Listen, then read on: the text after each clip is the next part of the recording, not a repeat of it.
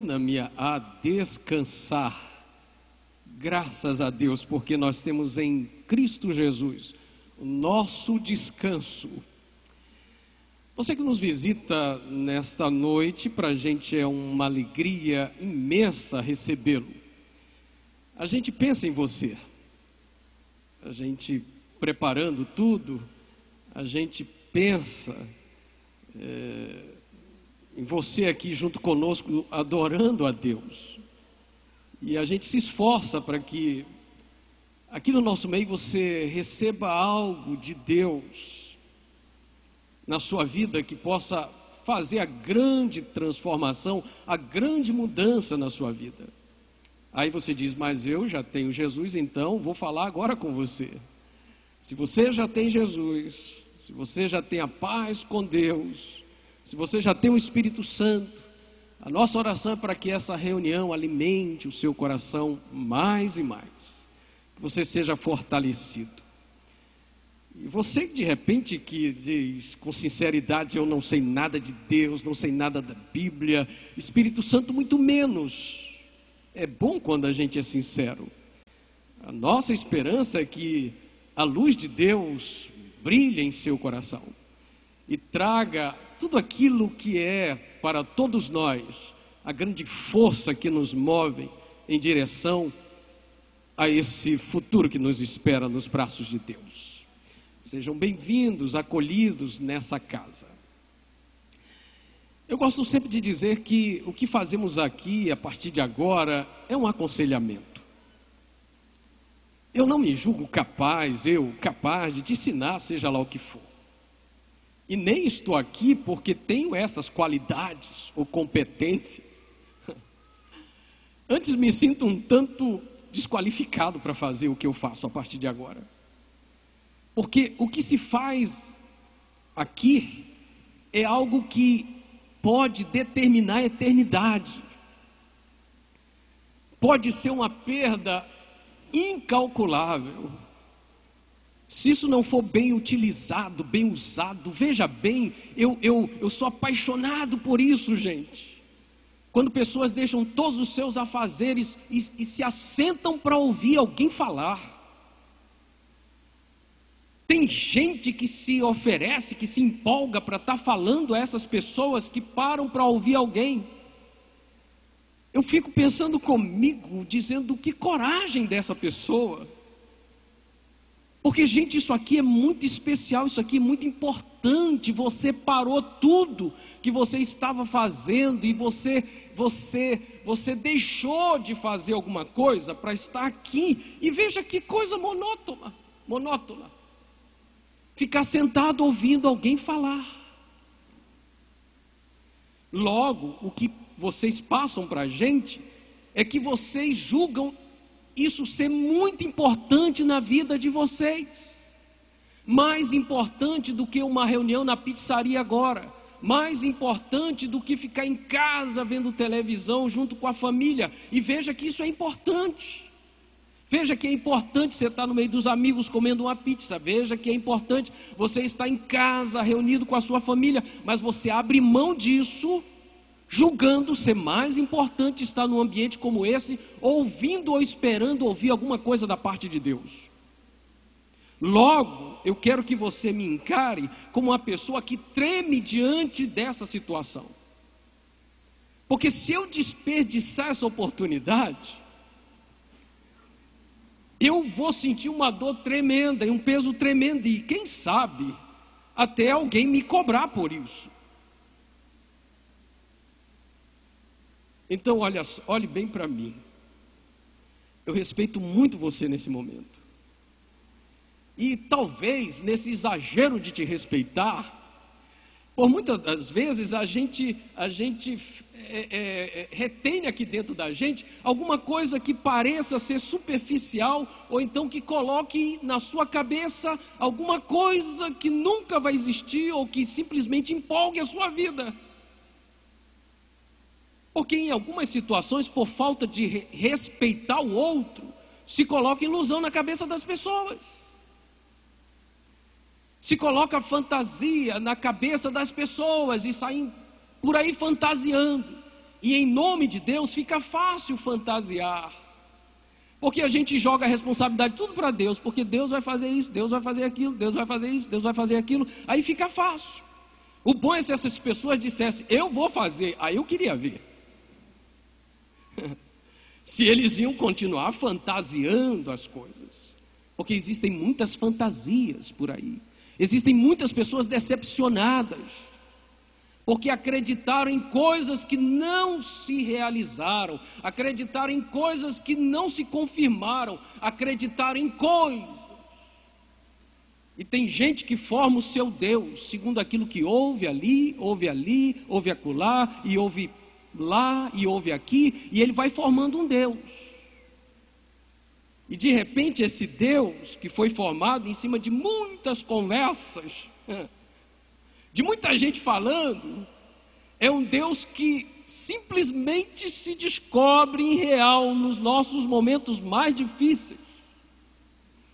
Existe uma passagem na Bíblia que Deus diz para um povo dizendo assim, agora clame ao vosso Deus de barro, clamem agora ao vosso Deus de gesso, de pedra, clamem agora a Ele.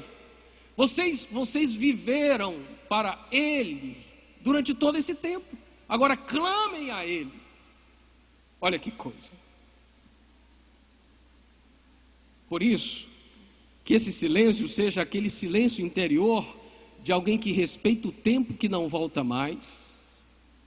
Não volta mais. Esse momento que aqui estamos, nunca mais vamos viver novamente. Caminhamos não para um começo aqui nessa terra, mas para o final.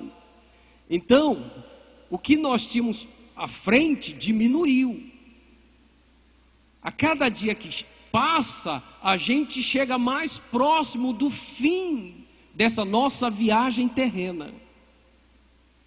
E o que se faz aqui, e como se lida com isso aqui, a palavra de Deus, a nossa vida diante de Deus, vai determinar o que será de nós. Por isso, eu gostaria muitíssimo de pegar toda essa responsabilidade e colocar nas costas de um outro e ficar sentado só dizendo, oferece-nos alguma coisa. Mas pela misericórdia de Deus, eu vou fazer com alegria o que eu penso no meu coração. Deus me deu prazer de fazer. E o apóstolo Paulo diz assim, a responsabilidade é grande sobre os nossos ombros. Que Deus nos abençoe então. Eu e você, que possamos sair daqui edificados, abençoados, e a partir desse momento, a palavra de Deus vai nos aconselhar. Não vai impor nada,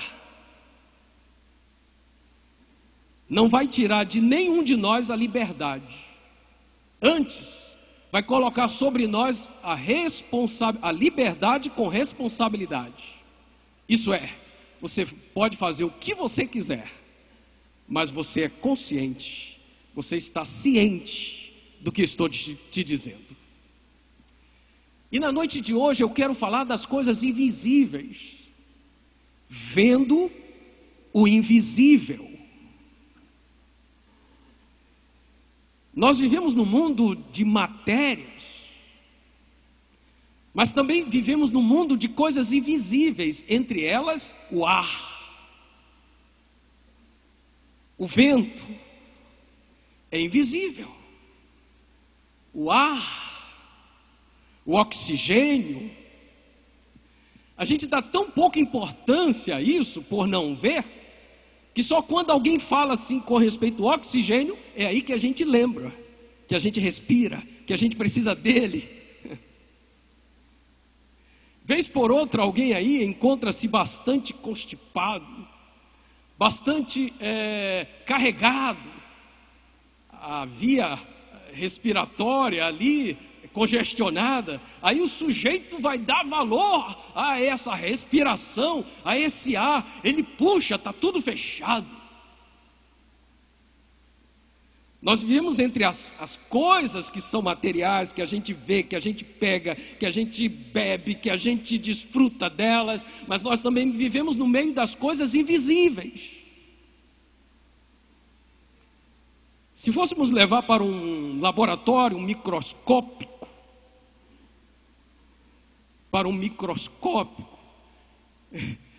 nós veríamos que existem milhares de bactérias aqui, de coisas aqui nesse ambiente. Vez por outra, um facho de luz, ele corta a janela dentro de um ambiente como esse, e a gente começa a olhar que aquela luz mostra que existem milhões e milhões e milhares de partículas no ar. A gente fica até aflito quando a gente vê aquilo tudo. Já passaram por essa experiência? Aquele raio de luz que invade a casa, invade a empresa, invade o lugar onde a gente está, e a gente vê aqueles milhares de partículas voando ali, e a gente não vê a olho sem aquele facho de luz. E eu fico meio apavorado, eu fico pensando, meu Deus, eu estou respirando tanta coisa, e a gente nem percebe. Imagine a quantidade de coisas ali que não poderíamos inspirar, mas estão aí. O vento que bate na gente, e o Espírito que está em nós. Existe uma guerra teológica entre tricotomia, dicotomia, sabe? Não entre nessa briga não, deixa isso para eles lá. Mas uma coisa é muito fácil para qualquer um dizer: dentro de mim existe algo que não é material, é algo espiritual. Qualquer pessoa sente isso, não precisa ir para um banco de escola para saber que isso está em nós, em cada um de nós. Existe algo que está além dos ossos, está além dos músculos, está além das coisas que são visíveis e tocáveis em nós. É aquilo que é espiritual, e esse espiritual envolve todo mundo, que é bastante complicado de lidar com ele. Existem pessoas que são extremamente problemáticas. Existem pessoas que são extremamente carregadas, oprimidas, e isso está numa dimensão espiritual. E existem coisas que se passam com a gente que a gente fica até com raiva.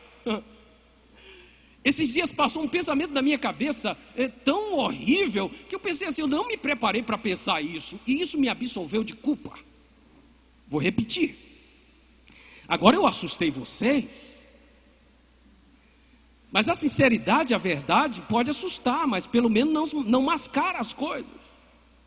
Passou um pensamento tão tenebroso na minha cabeça, que eu disse, meu Deus, eu não me preparei para ter esse pensamento. E essa justificativa que eu encontrei, me absolveu de culpa. Por que me absolveu de culpa? Não foi intencional, eu não me preparei para isso, eu não fiz um trabalho para que eu chegasse a esse pensamento. Foi algo que chegou como um raio na minha mente. Eu falei, de onde que saiu isso? Com isso a gente descobre que existe um mundo espiritual. E quem ignora esse mundo espiritual lida muito mal com a vida,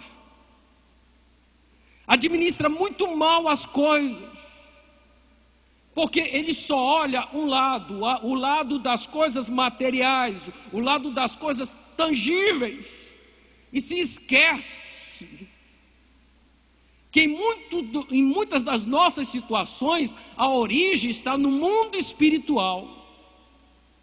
E se você e se eu não atacarmos a origem do problema, nós não vamos resolver atacando a causa, atacando o resultado, e não a causa, aquilo que está causando. A gente tem que combater o que está causando. O apóstolo Paulo, ele fala algo que é surpreendente no mundo espiritual. Ele diz assim: eu bato, eu combati, eu esmurrei, não como quem bate no vento. E o apóstolo Paulo nunca andou batendo na cara de ninguém depois de cristão, mas ele diz que essa guerra dele foi depois que ele se tornou um homem de Deus. E ele diz, eu não bati no vento, Eu bati, eu guerriei no mundo espiritual. E ele diz, no final da sua vida, ele diz, combati o bom combate.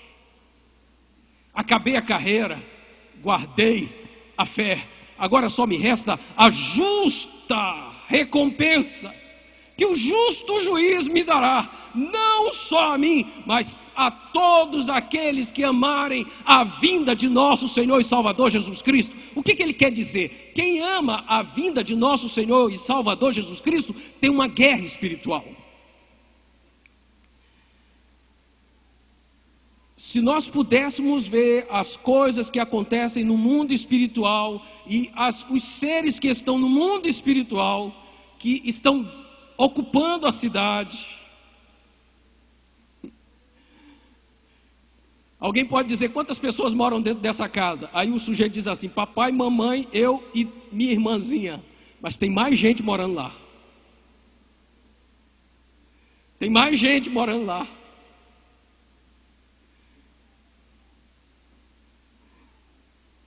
Mas no mundo, nesse mundo aqui, dessa visão nossa, não dá para ver. O salmista Davi, com muita precisão, ele diz assim, no Salmo 91, o que diz o Salmo 91? Eu gostaria de ouvir a igreja. Aquele que habita no esconderijo do Altíssimo, a sombra do Onipotente descansará. Direi,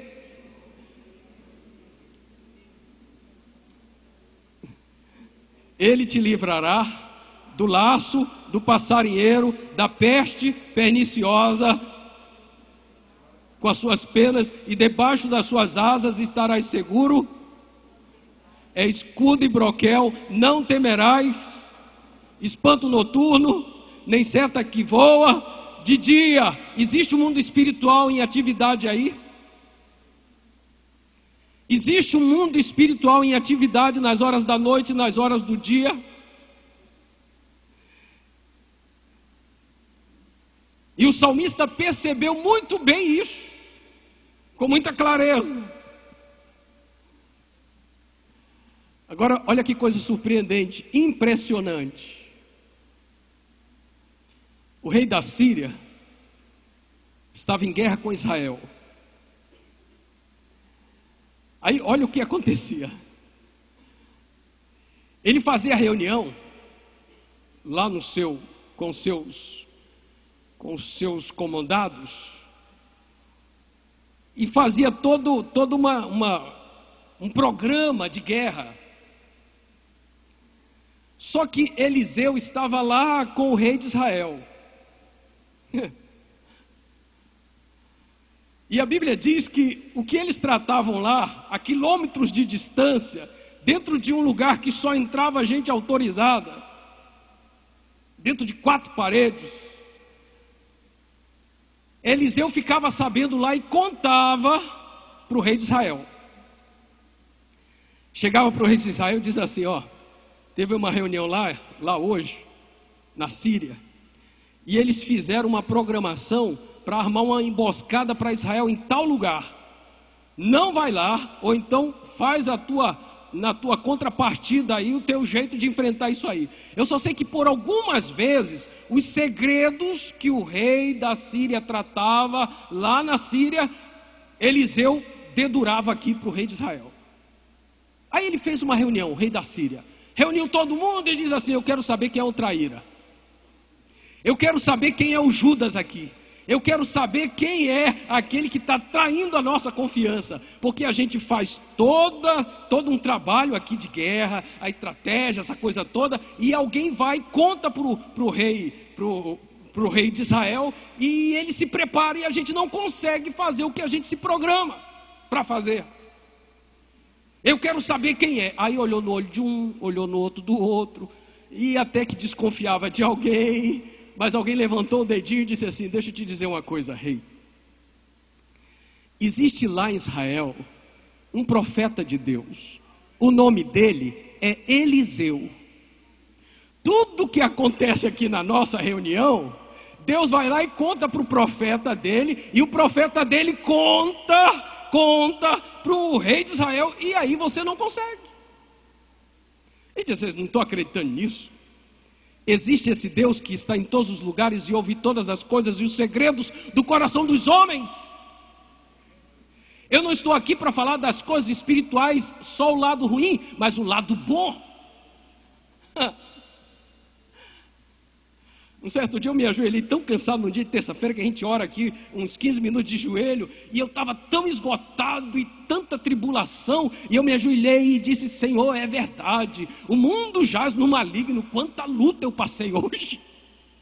Mas na mesma hora veio no meu coração aquela palavra que diz assim: mas eu estarei convosco até a consumação dos séculos.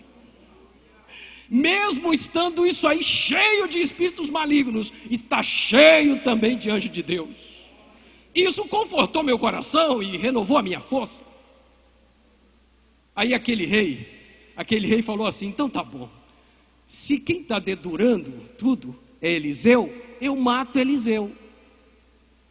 Aí mandou que fossem bisbilhoteiros saber aonde estava Eliseu, saber o paradeiro de Eliseu. Aí alguém virou para ele e disse assim: está lá em Dotã. Ele preparou o exército dele todinho, cavalos e soldados, espada, para pegar um homem. Parece aí os Estados Unidos e mais alguns países se juntando para pegar Saddam Hussein. Morreram tantas pessoas ali e eles só queriam Saddam Hussein. Eu não sei como que pode fazer uma guerra burra desse jeito. Porque se consegue infiltrar alguém com inteligência, chega somente aquele homem lá. Chega ou não? Vai depender da capacidade dessas pessoas. Davi entrou dentro do exército de Saul, entrou lá dentro e pegou as coisas de Saul e saiu. Vai depender das pessoas, vai depender do jeito que você faz sua guerra, vai depender do jeito que eles fazem a guerra. E fizeram de um jeito que morreram tantos soldados, tantas pessoas. O país foi tão destruído e eles queriam somente um homem, Saddam Hussein. E esse rei não faz diferente. Ele junta todo o exército para pegar um homem. Aí lá vão eles para Dotã. Agora, olha só, que maluquice da cabeça dessas pessoas. Se esse homem tem um Deus que revela todas as coisas que acontecem lá, eles poderiam pensar que Deus não ia revelar mais essa. Gente, tem hora que as pessoas têm uma atitude tão burra, que a gente fica até admirando. Mas por que você vai cercar a cidade para querer pegar esse homem, se ele sabe o que você conversa até no seu quarto? Quem pode dizer para nós aqui que ele não está sabendo que nós vamos cercar Dotã essa noite? Mas eles fizeram assim mesmo. Cercaram tudo durante a noite, como de quem diz assim: ninguém está sabendo, ele não sabe. Aí, você fica ali, você fica ali, você fica ali, e tal, e a cavalaria, os soldados, e quando eu der o sinal, todo mundo invade aquela coisa toda e pega o homem. Aí aquela noite foi a noite do cerco. Cercaram tudo. De manhã cedo, o servo de Eliseu acorda, aquela espreguiçada,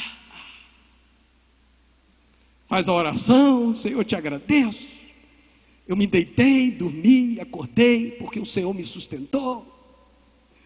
É tão impressionante uma noite reparadora de sono, gente, que quando a gente dorme bem, a gente acorda para enfrentar exército. Mas quando a gente dorme mal, brincadeira. É cabeça, mal-estar, a gente acorda assim, parece que para perder tudo. E nesse salmo, se eu não me engano é o 3, o salmista Davi diz assim: eu me deito e durmo porque o Senhor me sustenta. E ele diz assim, que ele acorda, aí ele enfrenta o exército. Como que é importante uma boa noite. E aí o servo do Eliseu acorda, quando ele dá aquela espreguiçada, limpa um pouco os olhos assim, ele vê tudo cercado. Aí ele corre lá dentro: profeta, estamos perdidos, está tudo cercado. Tem cavalo, tem exército, tem espada para nós, para tudo quanto é lado. Somos 2, mas tem mais de não sei quantas espadas aí, tudo para furar a gente. Estamos perdidos, já de manhã. está tudo perdido.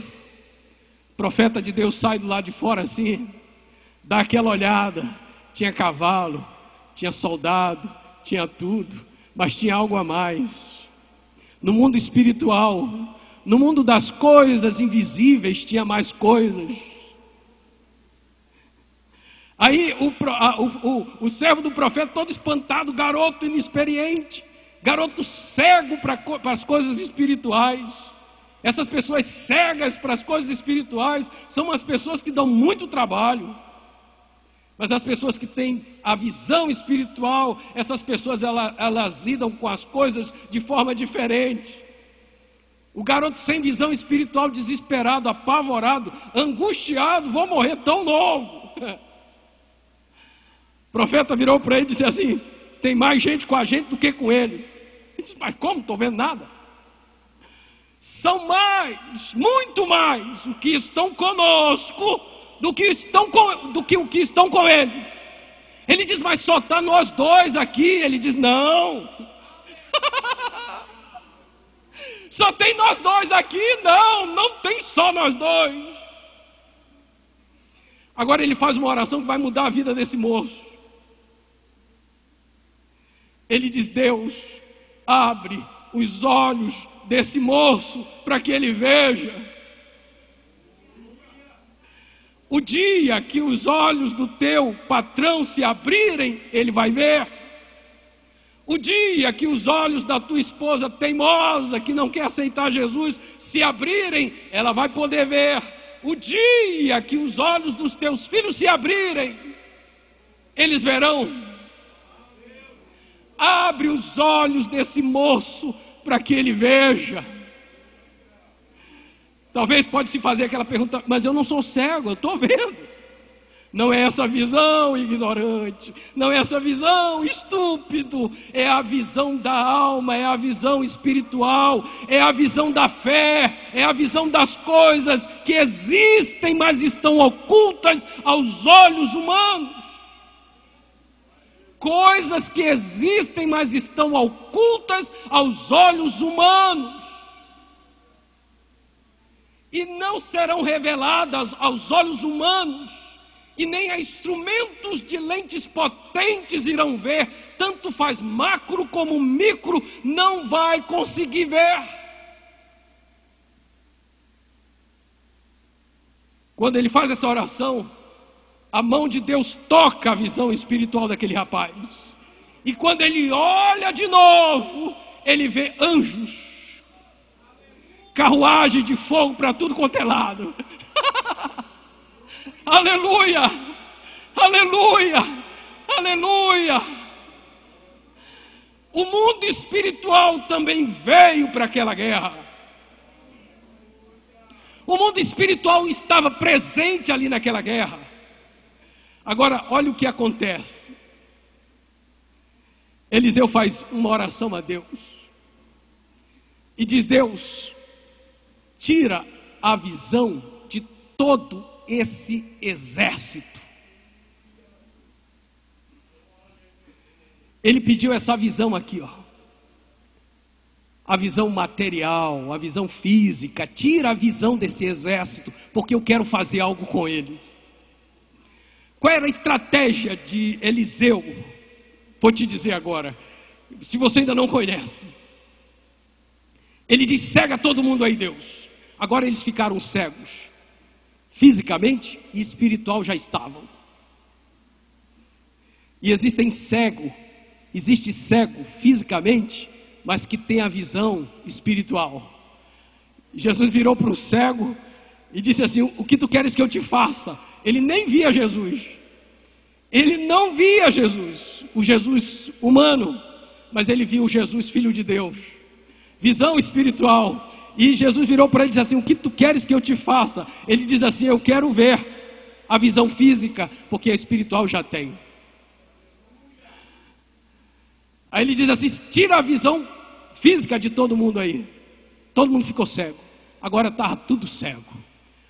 Eu não sei como ele consegue fazer isso, gente. Mas ele dá a voz de comando agora para aquele exército e leva todo mundo para dentro de Samaria. Todo o exército dos sírios para dentro de Samaria. Quando chegou lá dentro de Samaria, chama o rei de Israel e diz assim: vem cá. O rei de Israel chega e vê todo aquele exército inimigo. Aí diz assim, dizem por aí que depois que a cobra está morta, todo mundo mostra o instrumento que matou a cobra.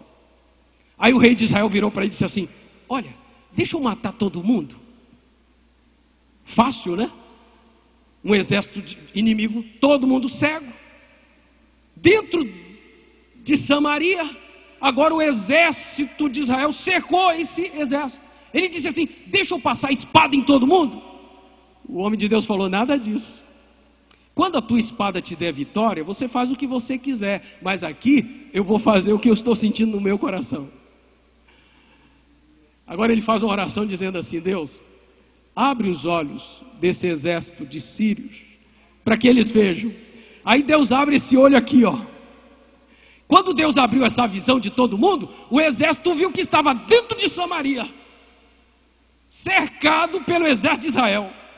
Aí todo mundo começa a tremer e vai morrer todo mundo. Ele diz: não, vira para o rei de Israel e diz assim: dá comida para todo mundo aí, dá o café da manhã, ou dá o almoço, não sei que horas eram do dia, dá a janta para todo mundo. Aí o exército comendo lá, o exército inimigo se alimentando. Aí ele disse assim: e agora o que eu faço? Eu mato eles de barriga cheia? Não, libera todo mundo para ir embora. E aquele exército saiu. E diz a palavra de Deus que daquele dia em diante eles não mais invadiram Samaria, porque agora eles tinham uma visão espiritual, uma visão diferente. Eles tinham uma visão espiritual, eles tinham agora uma nova visão. Qual é a passagem que eu quero trazer para essa noite? Eu não estou começando a pregação aqui agora não, pode ficar tranquilo, nós já vamos para casa. Mas tem uma passagem que eu quero trazer para este momento. Aos Hebreus capítulo 11, versículos 24, versículo 24 ao 27. Aos Hebreus capítulo 11, versículos 23, eu falei 24, né? Versículo 23 até o 27. Diz assim: pela fé Moisés, sendo já grande, recusou ser chamado filho da filha de Faraó, escolhendo antes ser maltratado com o povo de Deus, do que por um pouco de tempo ter o gozo do pecado, tendo por maiores riquezas o vitupério de Cristo, do que os tesouros do Egito, porque tinha em vista a recompensa. Pela fé deixou o Egito, não temendo a ira do rei, porque ficou firme como vendo o invisível. Todos juntos: porque ficou firme como vendo o invisível. Aleluia. Primeiro, ele recusa. Segundo, ele escolhe. Porque tem gente que recusa, mas não escolhe nada. Tem dia que a gente está assim, sim ou não? Na hora do alimento. O que tem hoje aí? Ah, tem frango. Não, estou com vontade de comer frango. Tem mais o quê? Feijão e arroz. Não, estou com vontade de comer feijão e arroz. Aí, se faz uma pergunta: o que você quer comer então? Não sei. A mãe quica dessa altura: menino, pelo amor de Deus, você só recusa. E tem gente que vive assim. Recusa, recusa, recusa, recusa, recusa, recusa, recusa, e no final não escolhe nada. Tem gente que deixa de ter as coisas porque escolheu, e tem gente que deixa de ter as coisas porque não escolheu nada. Eu vou dar um exemplo aqui que de repente alguém não vai gostar. Mas já viu aquela menina que escolhe, escolhe, escolhe, escolhe, escolhe, aí no final dizem que ela vai chegar numa hora que vai ser escolhida. E aí quando chega na hora de ser escolhida, pode ser que ninguém queira.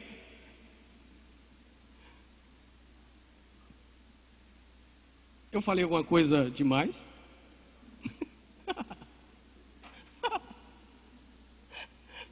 Que fica todo mundo assim, né?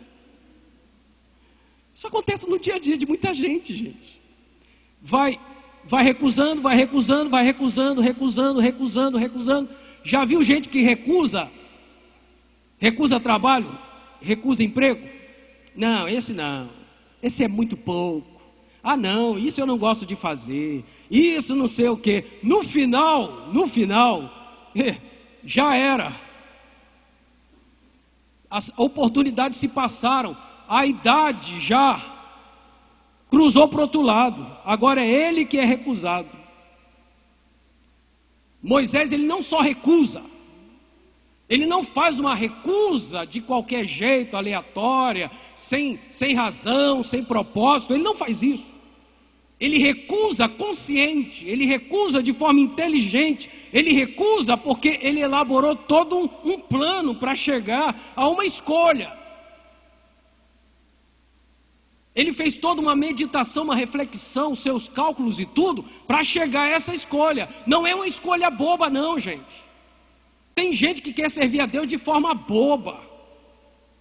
Aí há anos atrás nós fizemos também uma campanha de oferta. Aí um certo irmão, e dessa vez a gente registrou o propósito das pessoas. Um certo irmão virou e colocou lá um valor.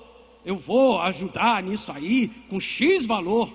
Aí no dia que ele marcou, os irmãos foram lá e disseram: meu irmão, chegou o dia que você marcou da sua oferta. Ele disse assim: não, até agora não chegou não, essa importância. Agora, olha o que ele diz agora, olha a bobagem que o indivíduo fala. Ele disse assim: sabe, quando eu fiz esse propósito, eu fiz um propósito seguinte: eu vou andar pelo meio da rua, olhando para a rua, olhando para os cantos, olhando para mato, olhando para lixo, e se Deus colocar no meu caminho um saco de dinheiro, eu dou de oferta na igreja. Ah, pelo amor de Deus, tenha paciência.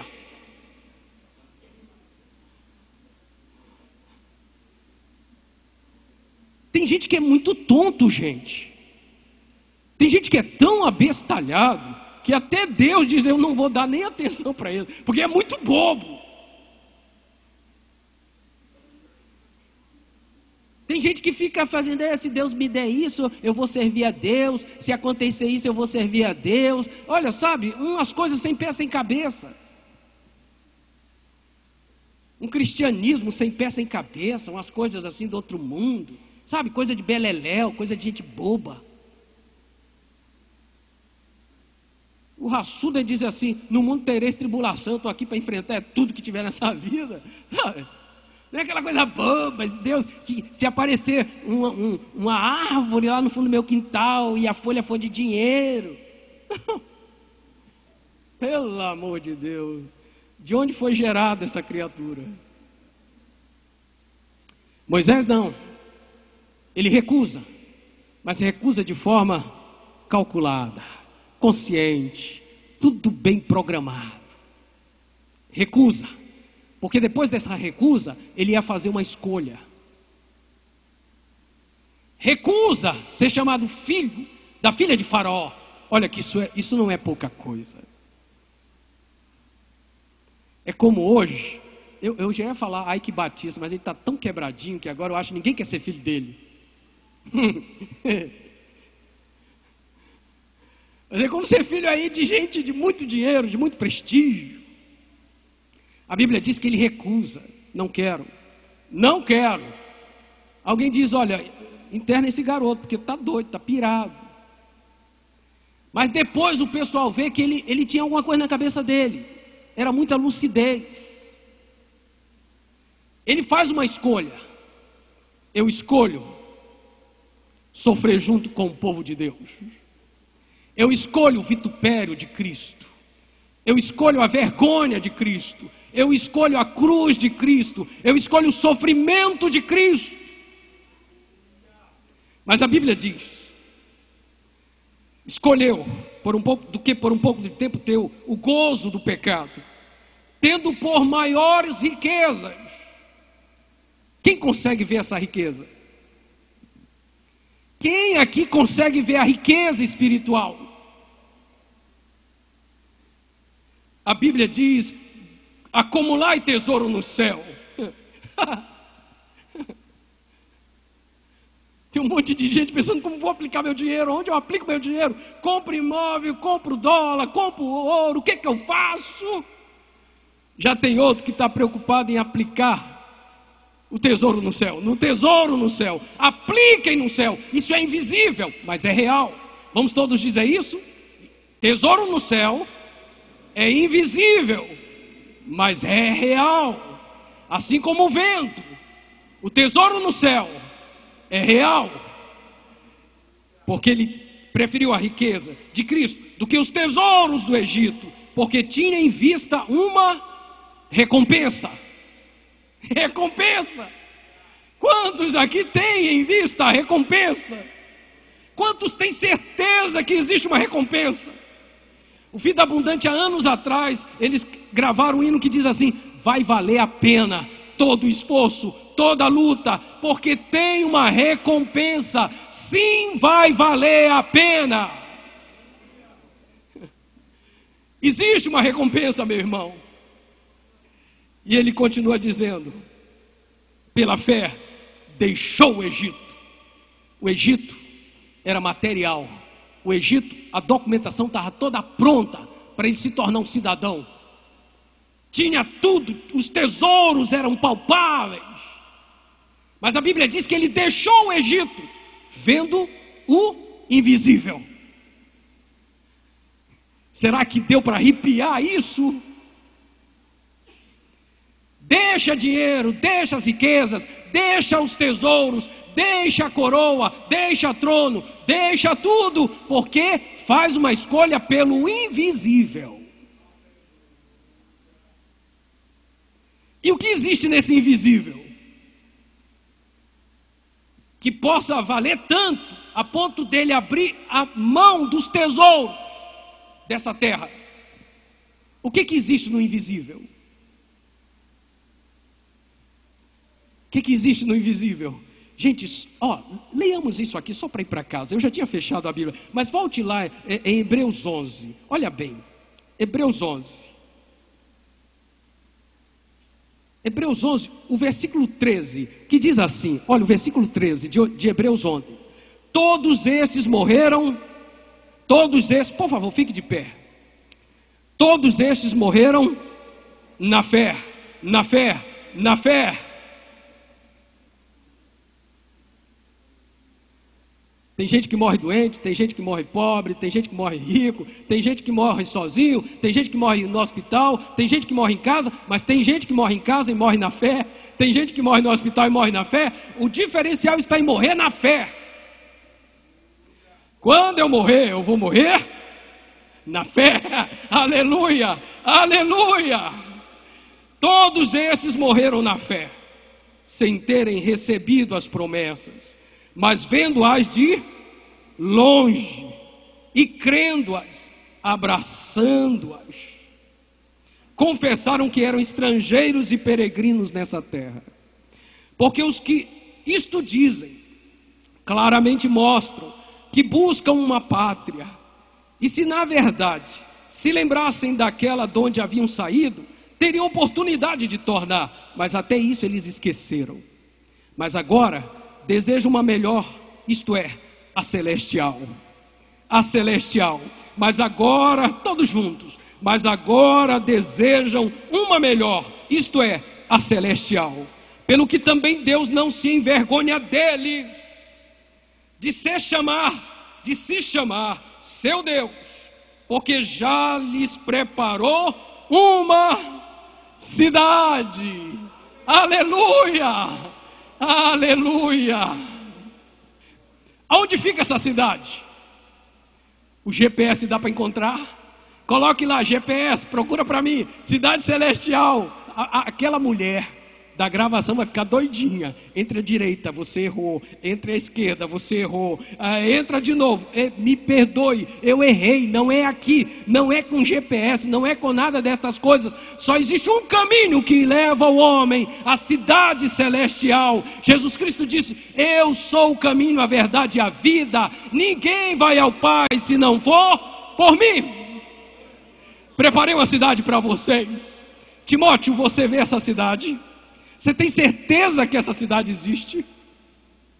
Juscelia, você tem certeza que essa cidade existe? A tua visão espiritual está boa? Ilson, a tua visão espiritual está boa? Irmã Maria do Carmo, a sua visão espiritual está boa? Arthur, a tua visão espiritual está boa? Não pode estar embaçada, não pode estar escurecida. A nossa visão espiritual tem que ver as promessas e andar como Moisés andou, vendo o invisível, deixando o visível para trás e andando em direção ao invisível. Querido eterno Deus, a tua palavra nos enche o coração. Ninguém nesse mundo poderia colocar tão grande esperança em nossas almas. É como se as nossas mãos espirituais embalassem as promessas. Oh Deus, assim como os teus filhos abraçaram as promessas, mesmo vendo-as de longe, Moisés deixando o Egito, vendo o invisível, crendo no invisível. Que todos nós, ó Deus, aqui possamos na noite de hoje ter a nossa visão espiritual apurada. Senhor, que possamos levar isso a sério, para que possamos ver, Senhor, é verdade, os exércitos inimigos, sim, mas que possamos ver, Senhor, também os teus anjos acampados ao nosso redor, que possamos sentir o teu Santo Espírito dentro de nós, assim como ele é comparado ao vento, mas tocando as nossas vidas. Eu oro a Deus por essa pessoa que nos ouviu falar com respeito a essa visão espiritual. Porventura ela está vivendo o medo, o pavor das coisas que a sua visão física estão trazendo para si. Talvez vê diante de si a morte, o desespero, o abandono, o fracasso, o nada, a falta de significado para a vida, o sentido da vida, o sabor para a vida. Ó Deus, eu oro assim como Eliseu, toda a igreja ora por essa pessoa. Abre os olhos desse moço para que ele veja. Ó Deus, que possa ver, Senhor, com os olhos da fé. Assim, muito obrigado por essa noite, em nome de Jesus Cristo. Antes da bênção apostólica, Jaider, atualiza os dados. Recebeu pela primeira vez a graça de Cristo. Que o Espírito Santo, nosso amigo, aquele que mora aqui com a gente, possa ser percebido como quem diz assim: eu estou aqui com você, em nome de Jesus Cristo, agora e sempre. Amém. Que a paz de Deus seja com todos. Boa semana, que Deus te ajude em todos os teus caminhos. Cuide-se bem. Até a próxima reunião de terça-feira. Estamos aí, vale a pena estudar de novo assuntos da escola dominical. Vai estar conosco o nosso irmão Arthur trazendo a meditação. Nosso culto de quinta-feira tem sido uma bênção para todos nós. E aí a oração de quarta-feira das irmãs. Que Deus abençoe a todos. Não se esqueça da reunião com o pessoal do teatro para Natal e final de ano aqui à frente.